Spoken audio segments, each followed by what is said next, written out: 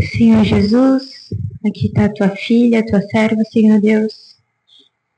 Senhor Jesus, ministra através dela, Senhor Jesus, em nossos corações. Usa da voz, da língua dela, Senhor Jesus, hoje, nesta manhã. Senhor Jesus, eu te agradeço, Deus, por essa casa, por este templo, Senhor. Te agradeço, Senhor Jesus, pela vida da Solange, Senhor, da tua filha.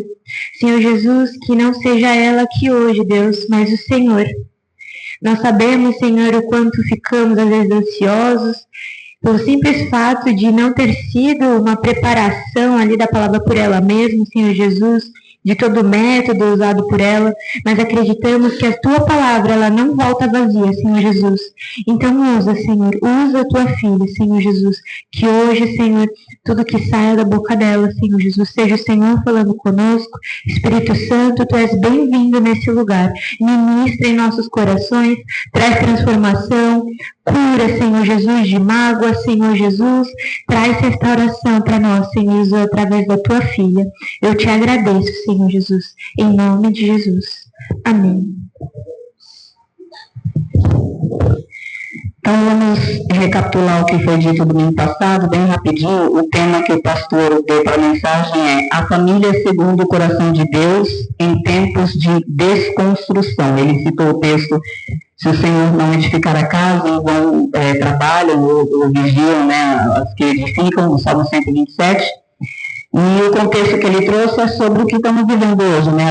A desconstrução da família. Hoje está uma coisa absurda, né? Nas escolas não se comemora o Dia da Mãe, mulher agora é chamada aquela que gesta, está uma confusão que só Deus me defenderá. E foi isso que ele ministrou e trouxe alguns pontos sobre a família, né, ser o projeto de Deus. Desde Gênesis a gente vê isso. E vimos também que a função do diabo é destruir a família, porque a família é o que faz a sociedade, né? Então, uma família destruída é uma sociedade destruída. Valores destruídos dentro de casa, valores destruídos fora de casa. Eu lembro que a minha mãe falava: o costume de casa vai à praça, que às vezes a gente falava alguma besteira em casa, falava: olha, você ficar falando isso, por exemplo, criança não, né? Que era terrível, né? Aí a gente colocava um apelidinho em algum irmão da igreja, eu e meu irmão, já no santo. Aí a gente colocava um apelidinho nos irmãos. Aí minha mãe falava: olha, costume de casa vai à praça, você vai chegar uma hora na igreja e vai chamar a irmã desse nome. Então, todo esse exemplo simples para dizer que a gente vai acostumando, vai sendo parte de nós. Na rua você vai ser essa pessoa, né? Ninguém mantém uma máscara por muito tempo. Então, por isso a família precisa estar preservada aos pés do Senhor. E ele fez uma pergunta no domingo passado: nossa família está sendo edificada pela palavra de Deus ou pelos ventos da cultura?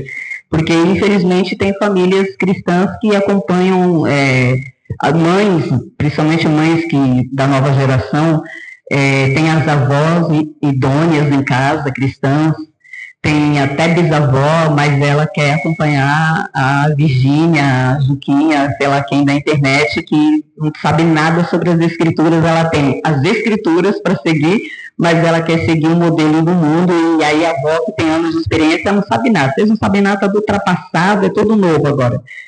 Mas o mundo pode se atualizar, mas Deus não atualiza a palavra dele. A palavra dele permanece a mesma. E a família é a instituição criada por Deus, não pela cultura humana. A gente vê isso em Gênesis 2:24, quando ele diz o homem deixar o pai e a mãe, se unir à mulher tornando-se uma só carne. Estou recapitulando, falando rápido, que estou só passando os tópicos da semana passada, tá? E a ordem da criação estabelece 3 fundamentos. Isso aqui foi bem importante, que ele falou sobre a complementaridade do homem e a mulher. Não é complementar, e sim completar. Não é completar, e sim complementar. Por quê? Tem gente que casa com problemas, né, que trouxe da família, problemas de mágoas e traumas e afins, e casa como fuga, casa achando que o outro vai ajudar a completar, né? E isso é péssimo para a pessoa, e para a pessoa que vai casar já casa levando um jugo que nem é dele, né? ou dela. Então, a mulher foi feita para complementar. Deus fez o homem e disse, não é bom que o homem ande só, e fez uma adjuntora, uma auxiliadora. Então, ela vai complementar. E no contexto de um casamento, a figura do homem aqui é o sacerdote, é o que vai cuidar da questão das finanças, manter a casa. Gente, isso é um modelo bíblico, e como a gente disse, a Bíblia não muda, certo? Mas a gente também sabe que há contextos históricos, né?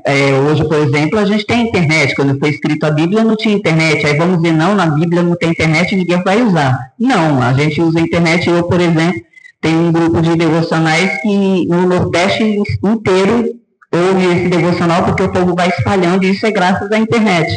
Então, a gente usa para divulgar o Evangelho. Tem gente que não tem ideia, vira e mexe, chega uma mensagem para mim, eu recebo o seu devocional, passo para o prédio, passo para fulano, passo para ciclano, e Deus tem alcançado muitas pessoas. O que eu quero dizer com isso? Que o modelo que Deus criou o homem é o provedor, e a mulher ficava em casa cuidando dos filhos. Se bem que mesmo na Bíblia a gente vê a mulher de Provérbios 31, que muita gente usa para falar da mulher, né, exemplar, aquela mulher trabalhava. Ela, além de cuidar da casa, ela trabalhava, ela era uma negociante. Se você olhar o texto, você vai ver que ela negociava terras e afins. Então, não é pecado a mulher trabalhar. No entanto, a mulher faz o papel de auxiliar. Ela não deve ser a responsável por manter a casa. Dá para entender a diferença? O responsável é o marido. A mulher vai auxiliar. Então, uma conta ali que ela vai ajudar a pagar, as coisas dela mesmo de uso pessoal, feminino, higiênico, tal, que o homem não usa. E aí fica pesado para ele manter isso para ela. Então, ela vai comprar as coisas dela, uma roupinha para a criança, vai ajudar. Ela é auxiliadora. Agora, a responsabilidade de manter a casa é do marido. E isso não mudou. Isso continua sendo assim pela Bíblia.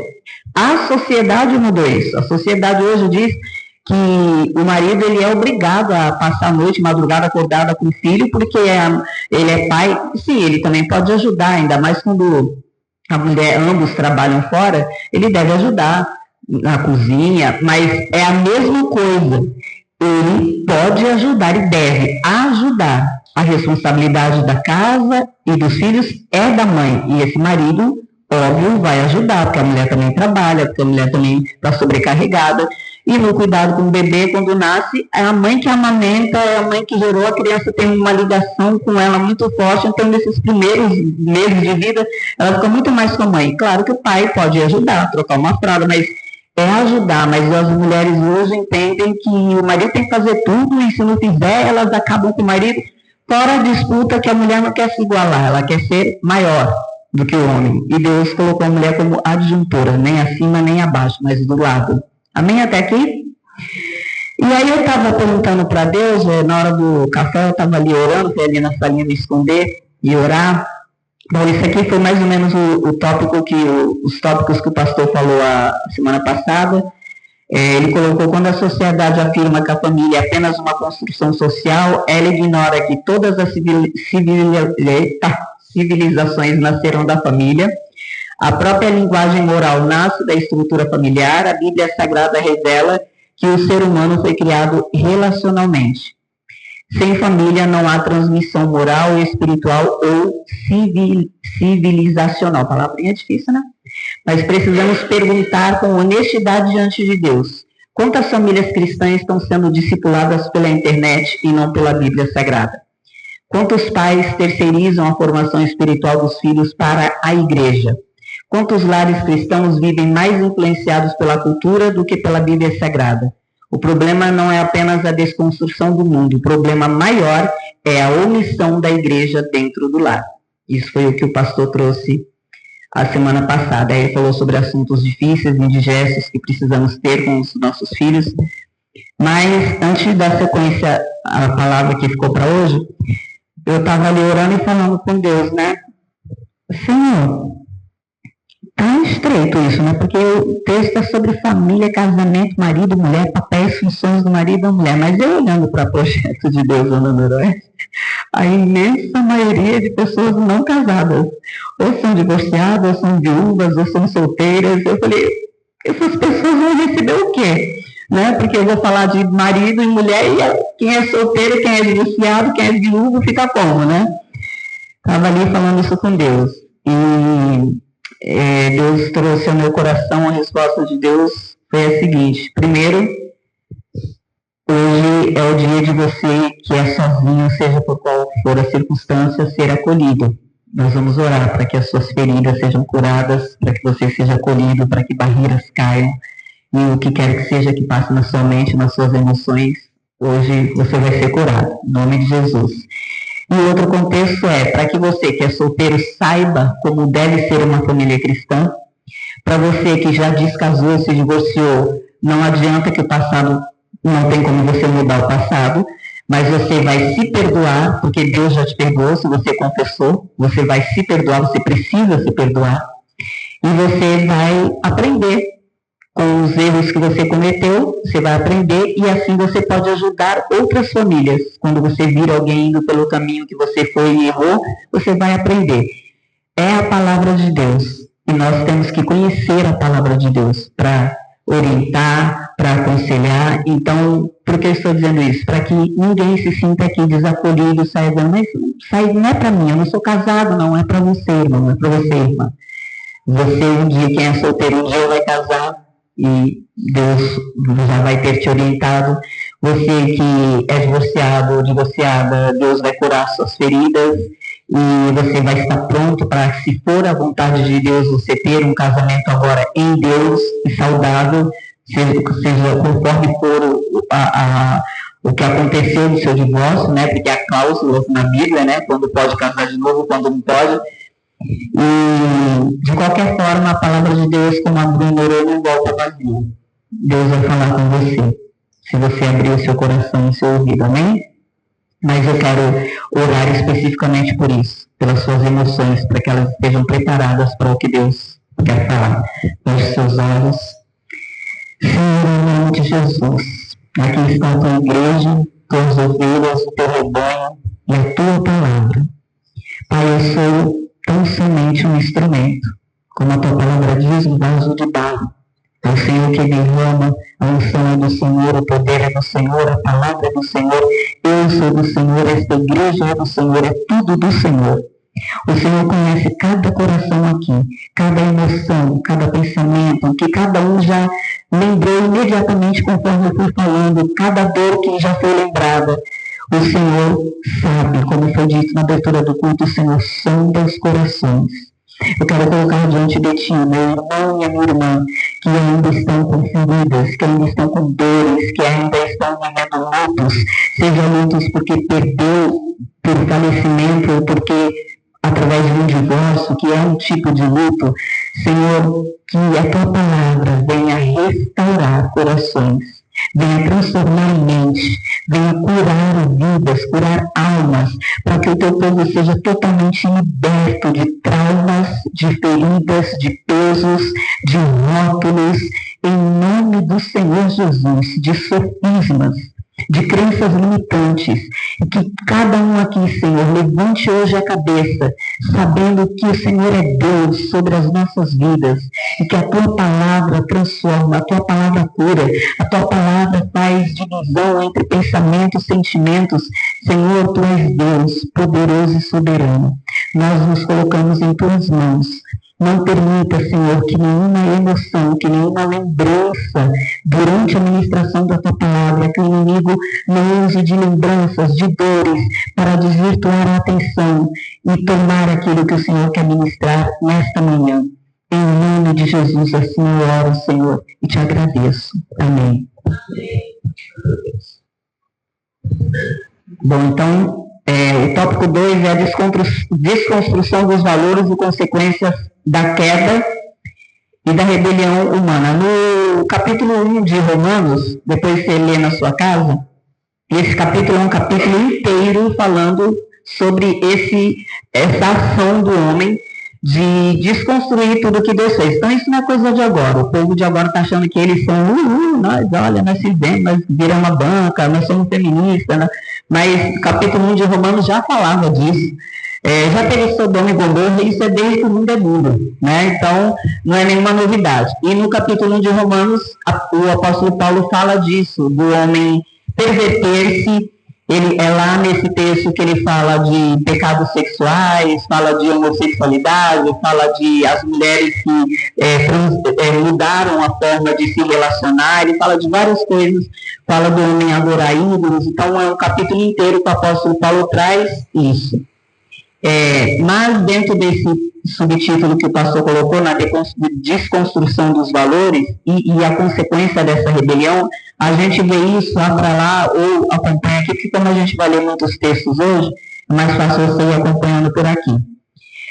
Salmos 14, verso 1, diz assim: diz o insensato no seu coração, não há Deus. Corrompem-se e praticam abominação, já não há quem faça o bem. Você vê que isso foi escrito lá em Salmos. Eles já se corrompiam e diz o salmista, não há quem faça o bem. Então a corrupção do homem é desde que entrou a queda, né? Desde a queda de Adão e Eva, a corrupção vem acontecendo. A gente lê o Antigo Testamento e vê coisas horrendas acontecendo. Pais abusando de filhos, oferecendo filhos queimados, coisas horrendas. Então a humanidade é caída. Pelo sangue de Jesus Cristo é que nós fomos restaurados e justificados. Mas o mundo, que ainda não foi salvo, está aí vivendo essa realidade. Então a raiz dessa construção cultural não é intelectual, ela é moral e espiritual. Então por que o mundo está assim? Porque não é sobre intelecto. Esses grandes pensadores de hoje, eu fico muito na dúvida sobre os pensadores, porque eu lembro num ano que no Enem caiu uma frase lá e foi tida como pensadora a Valesca Popozuda. Eu falei, tá bom então, né? Então o nível da cultura tá um pouco assim, mas tudo bem para nós, né? Felipe Neto, essa turma aí.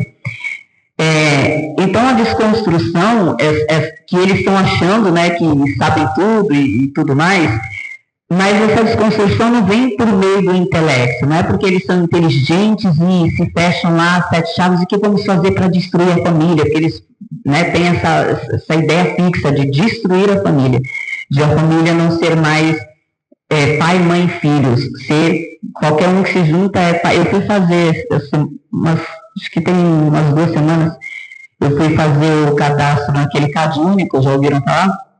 Eu fui fazer lá o cadastro que precisava com uma questão lá do prédio, e eles perguntam, né, qual é a composição familiar, porque não tem mais família.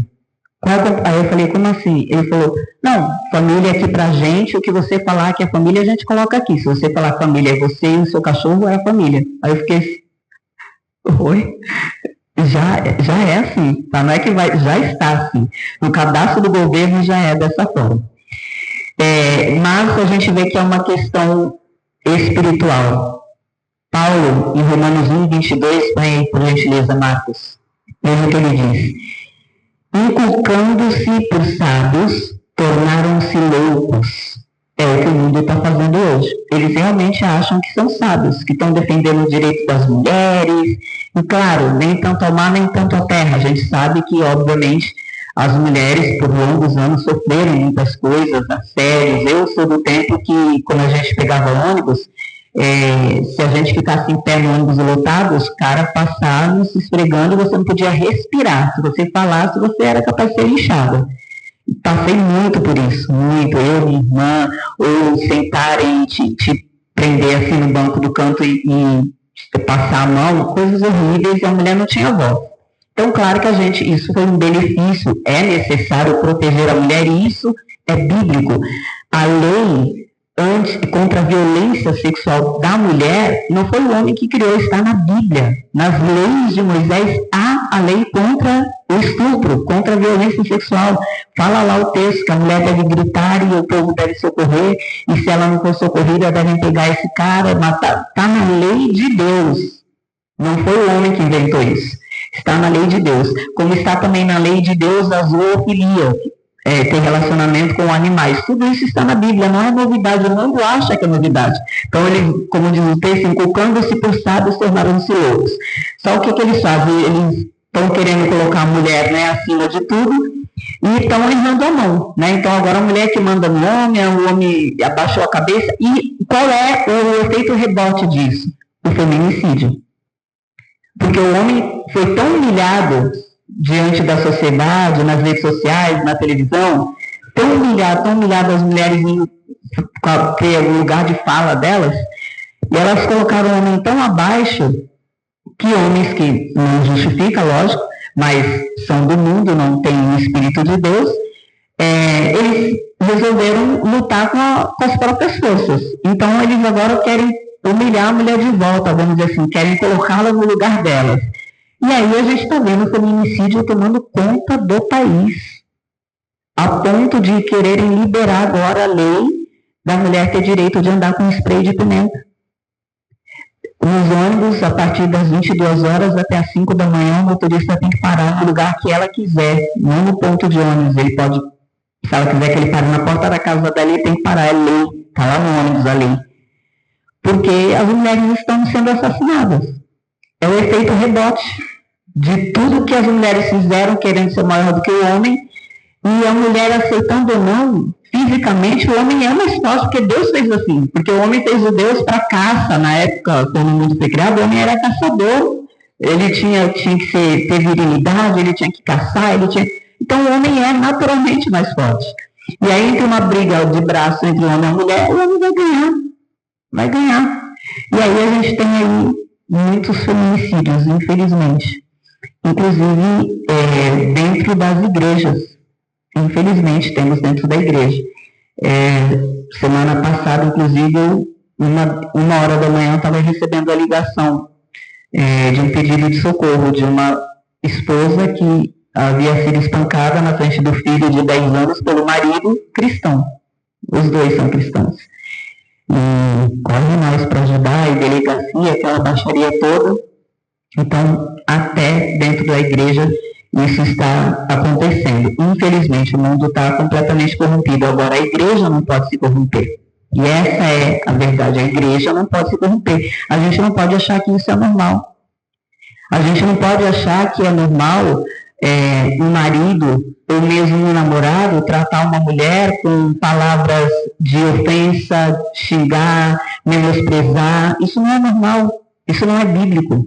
A Bíblia diz que é para amar a mulher como Cristo amou a igreja. A mulher, o texto diz que ela é o vaso mais frágil, não frágil de ser desqualificada, mas de ser cuidada com zelo, com amor, com trato. Isso serve para quem vai namorar. Luiz Henrique, que vai namorar em nome de Jesus, Deus vai mandar uma ruiva para ele. Já sabe, tem que tratar o vaso como um vaso frágil, tá bom? Meninas, aqui temos jovens. A Karen, pessoa que ia sobrar só para ele, né? Tá rindo, agora é tua vez. Karen, olha aqui para ti. Não caia no canto da sereia. Homem que chega dizendo, se você quer provar que me ama, você tem que brincar de médico. Tô falando assim pra você entender, porque temos crianças, entendeu, né? Não entendeu? Depois a mãe conta o que é brincar de médico. Porque o menino faz isso, tá? Eles fazem, até o dia de hoje. Você é mais velho que andar pra frente, mas ainda hoje eles usam isso. Não, você tem que provar que me ama. Não, mas eu te amo. Ah, mas você não deixa eu fazer aquilo e aquilo outro. Não, mas só um lado, deixa eu só passar. Não deixa. Seu corpo é o templo do Espírito Santo. Entendeu? É para ficar guardado. É o templo do Espírito Santo. Seu marido é que vai te desposar. Olha que palavra bonita. Chiquérrima da minha época. É o seu marido. Você tem que se guardar do seu marido. Entendeu? Pegou? Em nome de Jesus? Amém. Agora, quem já caiu, quem já foi, comeu o lanche antes do recreio, já era. Se arrependa, peça perdão e deixe o pecado. E ande em retidão. A Bíblia diz, jovem, goza da tua juventude. Eclesiastes fala isso. Goza da tua juventude. Ele está dizendo assim, vou contextualizar. O texto diz mais ou menos assim, aproveita a tua juventude, goza da tua juventude, vai, se diverte, brinca, mas lembre-se que o Senhor está te vendo. E tu vai prestar conta de tudo. Então, dá para o jovem gozar sua juventude no Senhor. No Senhor. Namoro de crente tem que ser diferente do namoro do mundo. Tem que ser. Davi também está aqui, lembrei, tem mais um jovem aqui. Tem que ser diferente. Namoro de crente não tem mão naquilo, aquilo na mão, não tem. No máximo, mão na mão. Namoro de crente, quando vai beijar, aliás, era até bom evitar esses beijos de desentupipia, porque vocês são seres humanos, têm emoções, têm hormônios. Aí, quando começa a beijar, esquentou, afasta, dá 3 pulos para trás e fala, reda-te de mim, Satanás. Não ache que você vai conseguir segurar, porque você não... Ah, tem um Antônio, tá? Deus, Bianca, na hora, olha o Antônio ali, tá namorando. Olha, Antônio, pega aí. Nada de mão na mão, hein? Mão naquilo, hein? Olha lá, Deus está te vendo. Gente, eu estou falando de uma forma leve, porque é um tema difícil, né? Mas é verdade. Está na Bíblia. É bíblico. Namoro cristão é um namoro santo. Deus é santo, vocês lembram, né? E os olhos do Senhor estão em todo lugar. E Ele sonda o coração. Sabe o que isso significa? Antônio, Davi, Luiz Henrique, Karen. Depois chega a vez dos idosos, agora com vocês. Sabe que a Lívia também está cedo, mas já vai ouvindo a Lívia. Sabe o que isso significa? Significa que mesmo que você não vá às vias de fato, mas você está ali toda falando, meu Deus, se ele fala mais uma vez, eu estou facinha. Deus está vendo o seu coração. Está vendo que você está com sentimento e que você deveria dar 3 passos para trás, mas você está indo brincar com fogo. O livro de Provérbios diz, aquele que brinca com fogo se queima. Estão entendendo? Então, vigia. A Bíblia diz para você fugir do pecado. Não pense, não acredite em nome do Senhor Jesus. Serve para os homens casados, as mulheres também, porque o adultério está aí. Não acredite que você não, eu não vou cair, porque não acredite. A Bíblia diz aquele que pensa que está em pé, cuide para que não caia. Não acredite. Principalmente na juventude que os hormônios estão gritando. Ó, 2 passos. Começou a beijar. É bom beijar, não vou mentir, né, gente? Vocês que são idosos já beijaram, não vou mentir para eles, né? Quem não beijou, de repente é bebê aqui. É bom beijar. Mas o cristão tem que ter moderação. Dá um beijinho leve. Não precisa desentupir a pia. Não precisa. Porque evita o pecado. A gente precisa vigiar para não pecar. Não adianta você orar. Não me deixe cair em tentação. Você ora aqui. Senhor, não me deixe cair em tentação. Aí chega aqui. Deus vai falar, eu até queria, mas tu tá me pedindo. E tem espaço para entrar aqui e não deixar tu cair na tentação. Tô acompanhando? Faz sentido? É isso, gente. Não brinca com Deus não, que de Deus ninguém zomba. Ele vê tudo. Tudo. Beleza? Serve também, já que estamos falando da área sexual, serve também para quando você vai, para não falar explicitamente aqui, em respeito até este lugar santo, quando você vai brincar sozinho, sabe? Os meninos que demoram no banho, sabe assim, as meninas que demoram no quarto, no computador, o que você está assistindo, sabe, para se satisfazer. Não tem namorado nem namorada, eu tenho, mas não posso fazer as coisas, então vou fazer comigo mesmo. É pecado também, tá, querido? Desculpa desmontar o seu castelinho. É pecado, porque é um pecado sexual. Você vai fazer as coisinhas, que é boa também, quando casar. Espere o tempo. Há tempo para todas as coisas.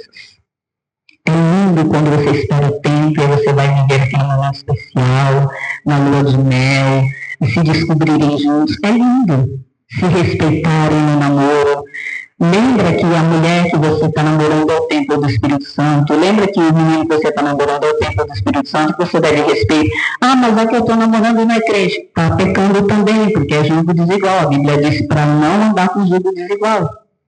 A chance de você ir para o lado dela é bem maior do que ela vir para o seu. Sabe por quê? Porque a mulher é ardilosa. Se você for homem e namorar com jugo desigual, a mulher é ardilosa. Ela te ganha fácil. Só se você tiver muito crente. Mas se você tivesse muito crente, tu não estava com jugo desigual. Pegou? Deu para entender? Beleza, já podemos largar o jogo agora, já deu, né? Vamos seguir. A gente também vê aqui que, nessa questão de Romanos 12, quando o homem rejeita Deus, acontecem três coisas. Uma, a verdade é suprimida, né? Eles maqueiam a verdade. A consciência é cauterizada, isso acontece muito dentro das igrejas. O que é uma consciência cauterizada? Aquele pecado para você é tão normal que você nem vê mais como pecado, você nem lembra. Eu estava estudando esses dias sobre os pecados ocultos. Davi ora no Salmo 19, versículo 12, pedindo para Deus perdoá-lo dos pecados que lhe são ocultos. São pecados que estão lá dentro no seu subconsciente, no inconsciente, e você nem sabe que é pecado, porque você cresceu com aquilo. Então a gente precisa orar pedindo a Deus que nos perdoe e revele. Por isso que no mesmo Salmo 139, que ele começa dizendo que o Senhor sonda, no final ele pede: Senhor, sonda o meu coração, vê se há em mim algum caminho mau e me guia pelo caminho eterno. Então a gente necessita fazer essa oração, porque tem pecados que a gente desconhece, porque a mente cauterizou. É normal mandar dizer como estou, é normal eu mentir no trabalho, é normal eu pedir para o meu amigo bater o cartão e eu chegar mais tarde, já virou normal. Aí cauterizou a mente. Então, só Deus para mudar a mente com a palavra dele. Os valores estão tudo invertidos, e o que vemos hoje não é progresso, está longe disso, é um retrocesso, né? É a repetição de Romanos 1, como eu falei. O homem caído, naturalmente, não busca Deus. E aí vamos ler Romanos 3:11, para confirmar isso. Não há quem entenda, não há quem busque a Deus. Romanos capítulo 3, versículo 11.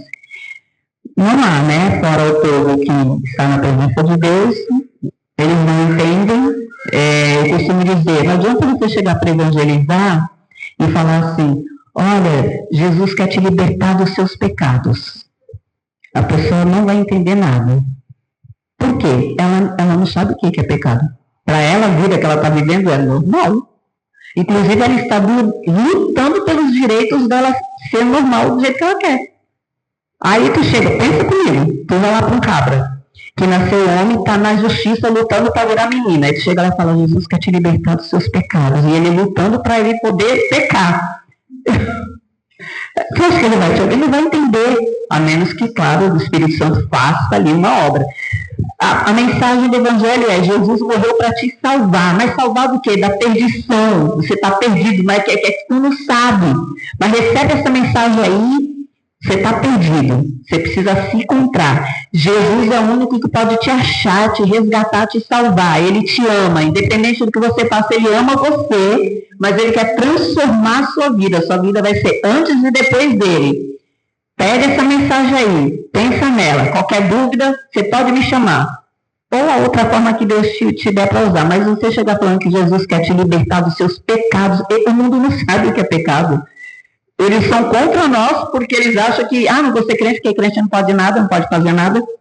É isso que eles vão entender. Tu quer que eu não possa fazer nada? Então não vai aceitar. A menos que seja uma obra do Espírito Santo.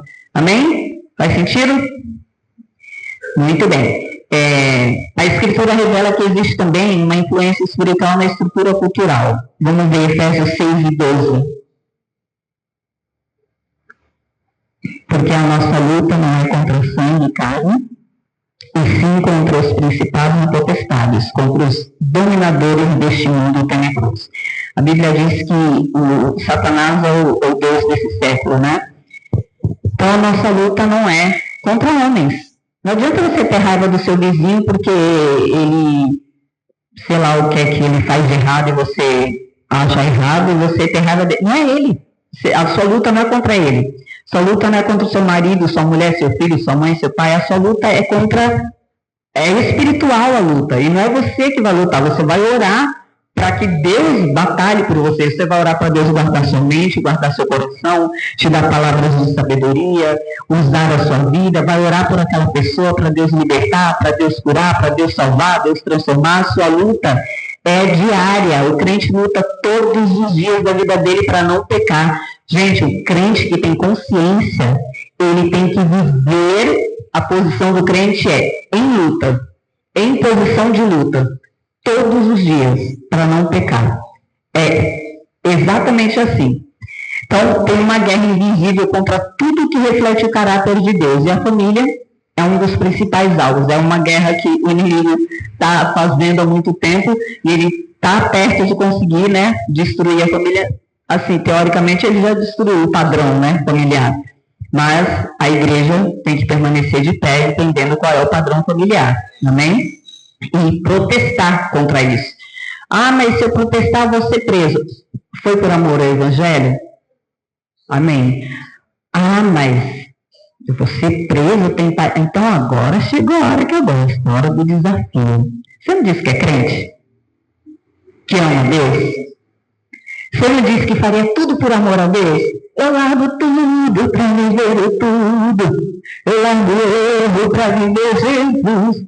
Não é? Você não canta? Qual é o outro que é aquele do por ele? Por ele eu estou gastando a minha vida. Perdendo tudo por amor. Chega, se rasga por amor e com alegria. Canta, né? Perdendo tudo por amor a ele. Tudo. Então, se ele falar, eu quero a sua liberdade, você vai ser encarcerado porque você vai protestar contra esse movimento aí contra a família. Você vai para a rua, vai pegar um megafone e vai protestar, ou vai para a internet. E aí, por conta disso, você vai preso. E aí? Está disposto? Ser crente é isso, gente. É necessário pregar coisas como essa, porque Jesus está voltando. E nos últimos dias a coisa vai apertar para o cristão. Já começou a apertar. E podemos sim, um de nós ser preso. Por amor a Jesus. Agora, se seu amor está assim meio capenga, você vai fazer que nem Pedro. Falar, oxe, não sou contra nada. Inclusive, eu tenho vários amigos homossexuais, várias amigas feministas, eu nem raspo o sovaco. Você vai passar por lado de lá que é para não ser preso. Lembra de Pedro? Não está lá à toa esse texto. Às vezes a gente acha que não, eu faria. Não, se eu tivesse que ir preso, eu ia. Chega na hora do vamos ver e fala, eu nem conheço Pedro. Gente, é sério. É muito sério. Ser cristão é sério. Não é coisinha fácil. A gente está caminhando para chegar o dia de a gente poder vir a ser preso por amor ao evangelho. Porque se chegar alguém aqui, por exemplo, e falar, eu quero casar nessa igreja, um casamento homossexual, e a gente disser que não vai fazer, o pastor é preso, a igreja é fechada, e nessa igreja isso não vai acontecer, em nome de Jesus. Então a gente vai preso. Está chegando esse dia. Está bem pertinho. Então você precisa repensar o quão crente você é, o quanto você ama a Deus. Você viu que, né, era para continuar a mensagem do pastor, a gente desviou, mas amém, vamos voltar para cá. Não manda o áudio para o pastor, não. Vamos lá. Uma geração que rejeita a autoridade dos pais, né? E sim, isso aqui eu preciso falar, Deus me ajuda. Gente, assim, não pense que você vai ganhar o seu filho deixando ele fazer tudo o que ele quer. Tá ali a irmã Tânia, que tem muita experiência nessa área, e eu que trabalhei muitos anos com adolescente na igreja, é o contrário. Quando o adolescente, o filho, vê que o pai e a mãe deixam ele fazer tudo que ele quer, ele se sente largado. Ele acha que o pai e a mãe não se importam com ele. Sabiam disso? Ontem, no dia de ontem, eu estava conversando com uma criança de 10 anos, a tal criança que viu a mãe ser espancada pelo padrasto, no caso. E o pastor lá da sede pediu para eu conversar com a criança. Eu levei ele na minha casa, preparei um lanche, aí um jeitinho, né, pedindo a Deus, a gente chegou na conversa. E eu perguntei para ele, você ama sua mãe? Amo. Ela é legal? É legal. O que é uma mãe legal para você? Eu perguntei para ele. O que é uma mãe legal para você? Uma mãe que deixa fazer tudo o que você quer? Ele, 10 anos, menino. Ele falou, não, é uma mãe que põe limites. Aí eu fiquei, glória a Deus. 10 anos, a criança que falou. Isso porque ela vem de um lar, infelizmente, destruído. mas Deus tem guardado o coração dele, graças a Deus. Então, pais, em nome de Jesus Cristo, siga a Bíblia. Para com essa presepada do demônio de ter que se abaixar na mesma altura. Para com isso. Se liberta disso. Não tem que se abaixar na mesma altura, nada. Você é desse tamanho, Deus fez desse tamanho, a criança é menor, ela vai te ver do tamanho que você é. Você vai abaixar para brincar, uma coisa. Agora, não é que é para ela não se intimidar, mas a ideia é para ela se intimidar, amado. É para ela entender que você é autoridade. Ninguém está dizendo para você espancar seu filho, para você gritar, longe de vós toda gritaria, lembra? Ninguém está dizendo que é para você espancar seu filho, para você xingar, para você menosprezar, nada disso, para você dar castigos absurdos. Ninguém está dizendo isso. A gente está dizendo para você impor limites, com respeito, com amor, mostrando que, filho, é por amor a você que eu estou dizendo não para isso, é por amor a você que eu estou corrigindo nisso. Se você tem que dar um castigo, vamos dizer assim, não precisa ser violento, faça coisas, peça a Deus que lhe oriente para você fazer outra forma. Quando minha filha, eu não gosto de falar, eu fazia, mas para dar um exemplo para vocês, que hoje os pais estão tão perdidos, tadinho, né? Vai que eu dou um exemplo aqui, ajuda, né? Lá atrás, com minha filha, hoje tem 25 anos, quando ela era criança e que fazia alguma coisa errada, os meus castigos para ela eram intelectuais. Se ela mentisse, eu fazia ela escrever 100 vezes. É pecado mentir e escrever o texto bíblico onde estava. Eu ia trabalhar, falava, quando eu chegar, eu quero ver aqui escrito. Aí falava, entendeu? Por que você escreveu 100 vezes? Porque eu menti. Eu colocava assim, quem mente é filho do diabo, e o versículo, é pecado mentir. Aí por que não pode mentir? Porque quem mente é filho do diabo, e tu é filha de quem? De Deus, então tá, não pode mentir. Eu fazia coisas nesse sentido. Ela dava os cambés, fazia trabalho de escola, tipo, copia e cola. Aí eu só vendo, fazia de conta que eu não estava vendo. Aí eu chegava e falava, deixa eu ver, seu trabalho ficou bonito, legal, me explica. Aí, não sabia nada, que ela copiou e colou. Aí eu, liga o computador, leia e me explica. Depois que você souber, aí você escreve com as suas palavras. E aí eu quero ver o trabalho de novo. Não precisava, nunca gritei com ela, não precisa bater, e mostrei que eu tenho autoridade. Isso é um exemplo.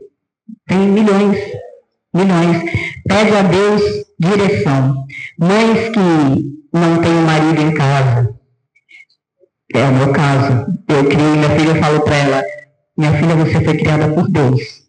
Porque tinha coisas na época da adolescência, que a adolescência ninguém tem tá, queridos, todo mundo lá tem filho, vai chegar a tua vez. A adolescência é uma bênção, Senhor. E aí eu ficava como, né? Aí eu orava. Eu só vivia de oração. Outra mulher que orava era eu na adolescência da Gabi. E olha que a minha filha é super quietinha. E eu orava muito, então eu falo para ela, você foi criada por Jesus. Gente, nós temos Deus. Se você não souber o que fazer, seu filho chegou com uma bomba muito grande, você, ao invés de você se desesperar, ou ligar para a irmã do coque, ou para o pastor, ora. Você acha que a irmã do coque e o pastor, a oração chega mais rápido do que a sua?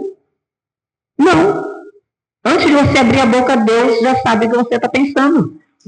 Então, aconteceu uma bomba, você foi pega de surpresa, está desestruturado emocional. Corre para o quarto e ora. Fala, eu já converso com você que agora eu não tenho condição. Ora e fala, Deus me dá direção. Eu não sei o que fazer. Conta a verdade, eu não sei o que fazer. Como que eu lido com isso? Eu preciso dar uma correção. Me dá direção, me dá equilíbrio, me mostra. E Deus vai te mostrar. Eu vivi isso. Eu criei minha filha à base de oração. Deus faz. Amém? Recebe aí, em nome de Jesus. Então, estávamos falando sobre a autoridade, né, dos pais sobre os filhos. Mas meu filho já tem 18 anos. Mora com você? Não mudou nada. Come só comida? Continua tendo que te respeitar, te honrar. Ele casou, nem mora comigo. Quando chegar na sua casa, eu tenho que te honrar do mesmo jeito. Porque a Bíblia diz assim, honra pai e mãe enquanto você mora com ele. Honra teu pai e tua mãe, para que vá bem e viva longos anos sobre a terra. É o único mandamento, o primeiro mandamento com promessa. Então, tem 60 anos, tua mãe está viva, tem que honrar. Entenderam, pais? Mãe e pai. Se você deixa o seu filho fazer o que quer e não te respeita, não te honra, você está pecando. Porque Deus te pôs num lugar de honra. Deus te deu esta honra. Ele te pôs nessa posição. E você está deixando que seu filho tire você dessa posição. Então você está pecando. Até porque quem tem que ensinar o seu filho o caminho que deve andar é você. Mas não é ensinar assim, ó, vai lá, você vai junto. Ele está vendo você orar, ele está vendo você estudar a Bíblia, ele está vendo você estar em todos os cultos, ele está vendo você, como que você age com sua vizinha, como que você age com seu marido, com a sua mãe, com a sua mãe. Ele está vendo. Você tem que dar o exemplo, ensinar e exigir. Não é meu, você vai exigir. Você vai exigir honra e respeito dentro da sua casa. Você deu essa regra tem que cumprir. Se não cumprir, tem a consequência. Não é assim com a gente, Deus? Se tu deixar de fazer o que Deus mandar, tu não tem consequência? E como é que teu filho não vai ter? Se tu não der a consequência, o próprio Deus vai dar. E vai cobrar de você. Vai cobrar. Porque essa é a missão que ele deu para você. Ele deu essa missão na sua mão. Não importa quantos anos seu filho tenha, se ele é casado, se ele mora fora de casa, ele te deve honra e respeito.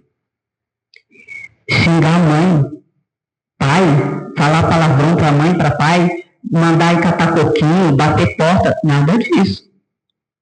Bateu a porta, faz voltar e fala, se tu não me pedir desculpa agora, eu vou bater a tua cara nessa porta. 2 vezes para tu ver. Você tem que impor respeito. Você é pai e mãe. A Bíblia diz que você tem que ser honrado. Não importa o que o mundo diga. Deu para entender? Filho, tem para vocês também. Pai, não provoqueis a ira aos vossos filhos. Romanos capítulo 6 diz isso. No mesmo texto que diz que é para o filho honrar pai e mãe, diz para não provocar a ira aos filhos. O que é provocar ira? É você atormentar a criança, é você xingar, é você maltratar. Isso tudo desperta ira. Você abandona, você passa o dia na rua, quando chega não dá atenção, a criança quer conversar, você não dá atenção, a criança está falando com você está no celular. Várias coisas que hoje em dia provocam ira. E a Bíblia está dizendo, não provoqueis a ira ao vosso filho. Porque Deus, ele cuida de todos. Então tem a lei para proteger a mãe e o pai, mas também tem a lei para proteger os filhos. Deus é Deus de todos, lembra? Amém? Estão entendendo? Todo mundo bem sério, porque a palavra é bem leve, graças a Deus. Quando o lar perde a referência bíblica, a sociedade entra em colapso espiritual. Que é o que a gente está vendo, né? Se o nosso lar, se todos os lares da Terra vivessem numa visão espiritual, o mundo não estava como está hoje, né? Está nesse colapso, porque os lares estão, a Deus dará. Vamos ler Efésios 3, capítulo 3, versículos 14 e 15.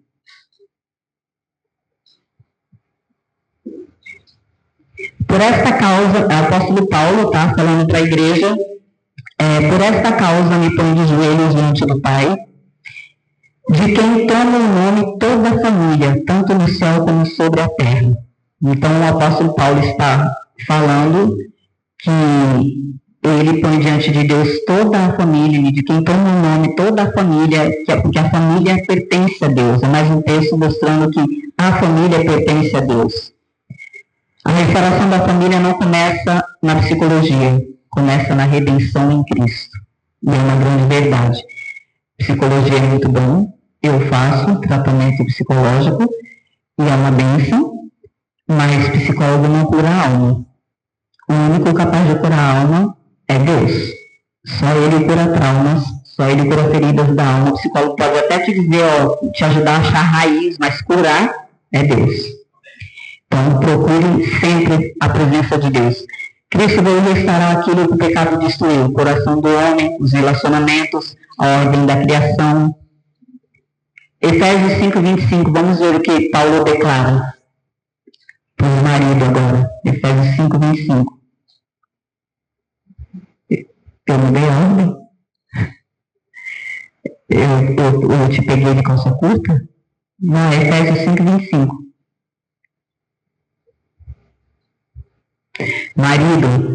Maridos, amai vossa mulher como também Cristo amou a igreja e a si mesmo se entregou por ela. É assim que você tem que amar tua mulher, tá? Ah, mas é que tu não sabe o quão chupando manga que é ela, quando ela tá atacada. E tu tem que amar a Deus sobre todas as coisas. Aí Deus diz, quem me ama obedece aos meus mandamentos. Tem que amar. Você não tem escolha. É uma ordem. É uma ordem. O que você pode fazer e deve é orar para que Deus ou mude a sua mulher ou mude você. De repente é você o problema. De repente os seus olhos é que estão em trevas. Ore primeiro por você. Peça para Deus mudar a sua visão, sua forma de olhar a sua mulher.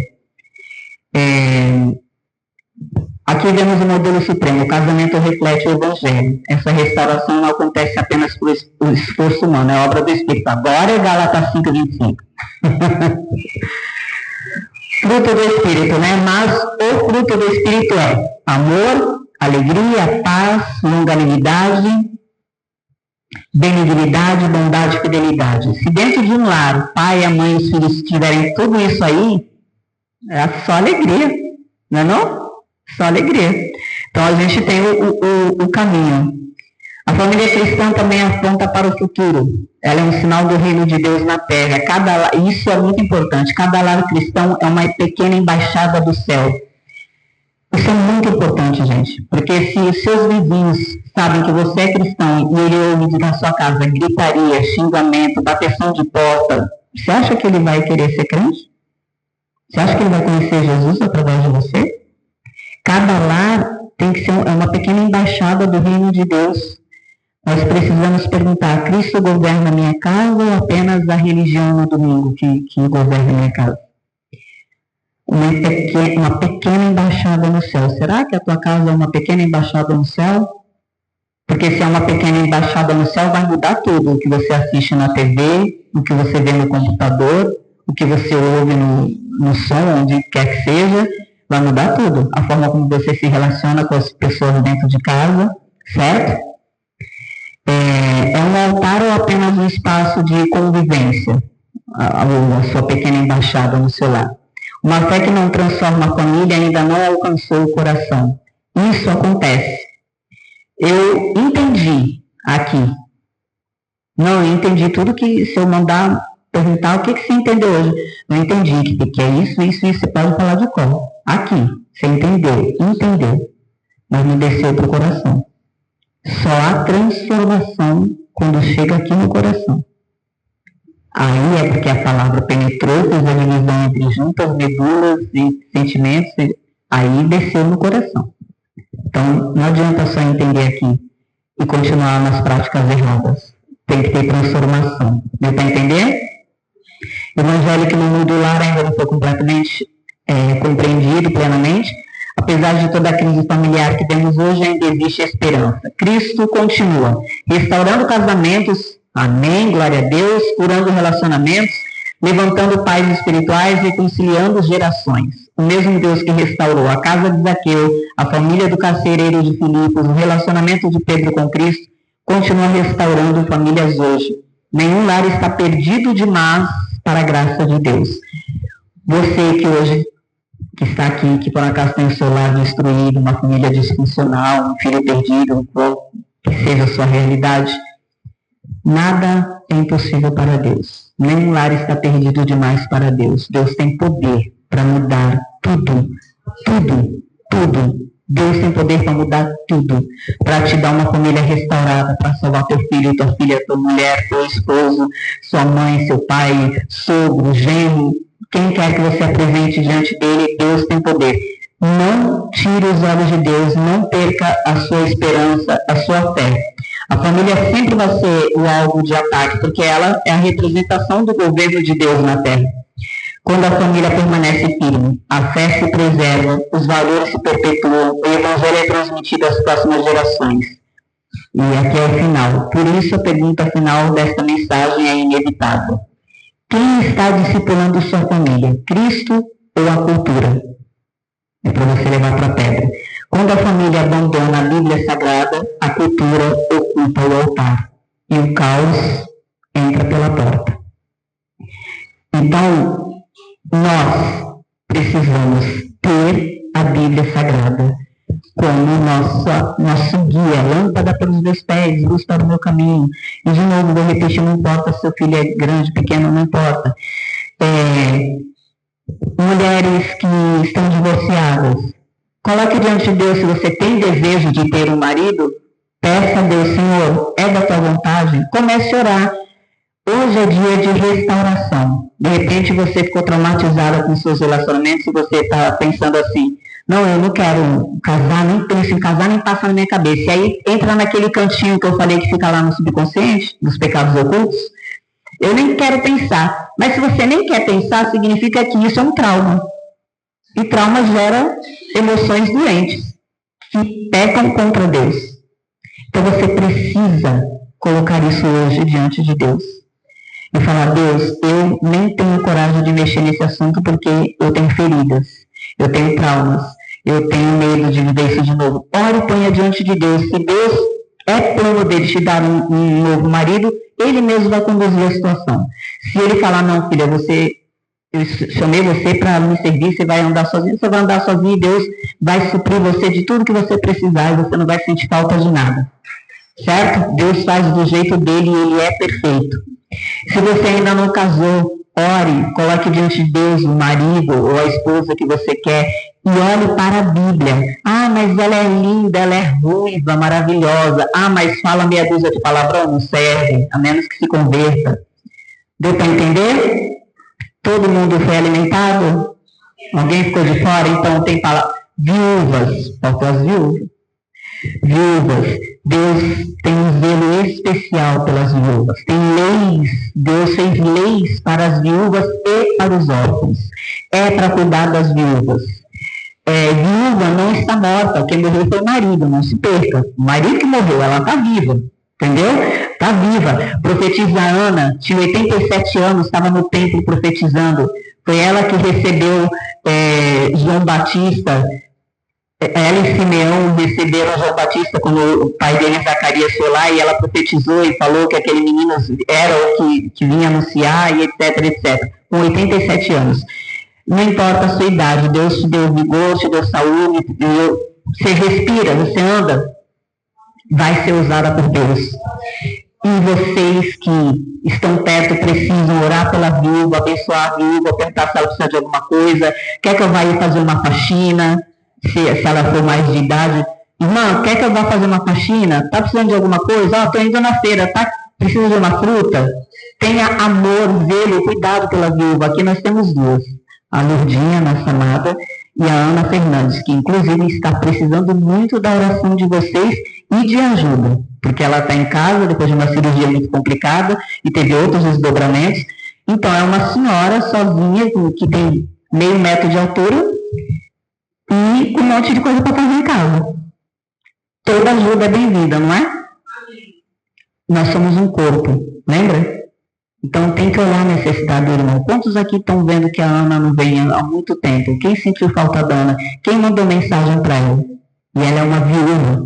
E a Bíblia diz que esta é a sua religião. Olhar para os órfãos, para as viúvas, para os necessitados. Não adianta você ser crente e a sua irmã, que é viúva, não está vindo na igreja. Há um tempo você não mandou uma mensagem para perguntar se ela está viva. Estão entendendo? Isso é responsabilidade da igreja, não é só do pastor. É da igreja. Ah, mas a Lurdinha tem família. Não, mas porque ela tem família, tu não pode demonstrar carinho por ela? É responsabilidade só da família? Ela é tua irmã em Cristo.